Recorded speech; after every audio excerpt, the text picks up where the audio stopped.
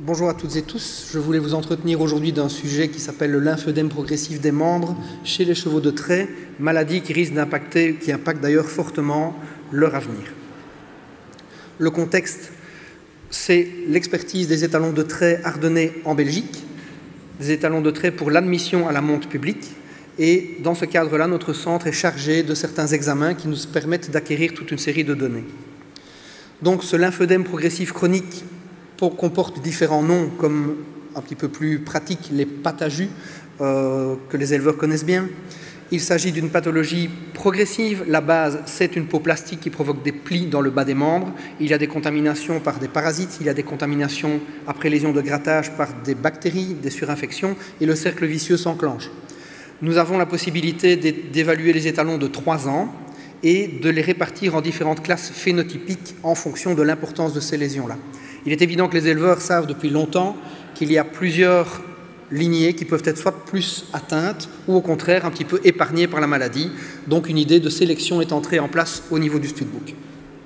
Voici ici un membre qu'on voit de l'extérieur déjà plus épais avec des squames, avec des peaux qui sont, des poils pardon, qui sont un petit peu altérés au niveau de leur qualité, et on verra au niveau radiographique ce que ça donne juste derrière. Donc au niveau des méthodes et résultats, nous avons accès à ces jeunes étalons de 3 ans lors des expertises centrales, vous les voyez ici tous rassemblés, ce qui nous permet de les rétablir sur base des examens cliniques et radiographiques en différentes catégories pathologiques et phénotypiques. Vous voyez à l'extrême gauche une première radiographie d'un cheval plutôt parfait avec une peau très lisse, absence de plis, et on évolue vers l'extrême droite, la catégorie C, avec des plis de peau qui sont déjà au niveau du pâturon, du boulet et de la région du canon. Donc c'est principalement la hauteur jusqu'à laquelle il y a des plis qui donnent la classification. Nous avons examiné les données de 124 étalons ardennais pour lesquels nous avons les résultats des analyses, mais aussi les pédigrés complets, de manière à répartir la prévalence dans les différentes catégories que vous voyez qui est mentionnée ici, avec de double A les individus élites qui sont moins nombreux que les individus moyens A et B, et plus ou moins du même ordre que les individus extrêmement atteints de catégorie C. Nous avons calculé aussi les coefficients de consanguinité, en sachant qu'un coefficient de consanguinité supérieur à 6% peut être progressivement considéré comme problématique.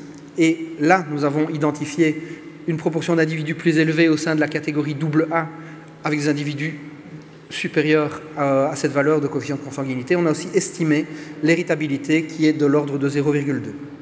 Au niveau des conclusions, des perspectives, nous voyons que la majorité des individus présentés dans cette expertise d'étalons est en catégorie A. Il existe des individus AA, des individus C qui sont en moindre nombre.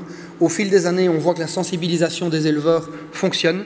Ils nous proposent de plus en plus d'individus en faisant attention à ce critère, et donc de plus en plus d'individus AA, avec le petit bémol que dans cette catégorie, on a le coefficient de consanguinité qui est plus fréquemment supérieur à 6%. Ce qui veut dire que, étant donné les effectifs de race, le nombre de naissances annuelles et cet état de fait de consanguinité potentiellement problématique, il faut diriger les croisements plutôt que d'écarter de la reproduction les individus atteints, en tout cas moyennement et faiblement atteints. Cette héritabilité, même si elle n'est que estimée dans un premier temps, justifie cette politique de sélection, puisqu'on est quand même à 0,2, en sachant qu'il nous manque des données principalement sur les juments. C'est donc dans ces perspectives que nous allons travailler, donc adapter les protocoles et les appliquer aux juments, faire le suivi sur l'âge, même si on sait évidemment que la pathologie s'aggrave avec l'âge, mais autant un petit peu acquérir plus de données encore, et élargir à d'autres races. Nous avons fait l'étude en Ardennais, mais évidemment d'autres races de chevaux de trait sont touchés. Ce qu'il faut retenir, c'est que cette maladie existe, qu'elle touche beaucoup d'individus avec un impact fort au niveau économique, au niveau bien-être, au niveau même pronostic vital, qu'il y a une possibilité de sélection, que cette méthode est mise au point et fonctionne en améliorant progressivement la situation en Belgique, et nous devons d'améliorer cette situation sanitaire. Je vous remercie pour votre attention. Merci. Des questions? Oui? Devant.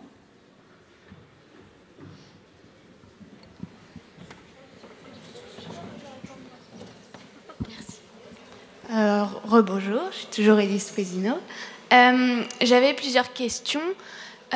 Suite à cette maladie, comment on peut éliminer ces effets sur les postérieurs, sur les membres?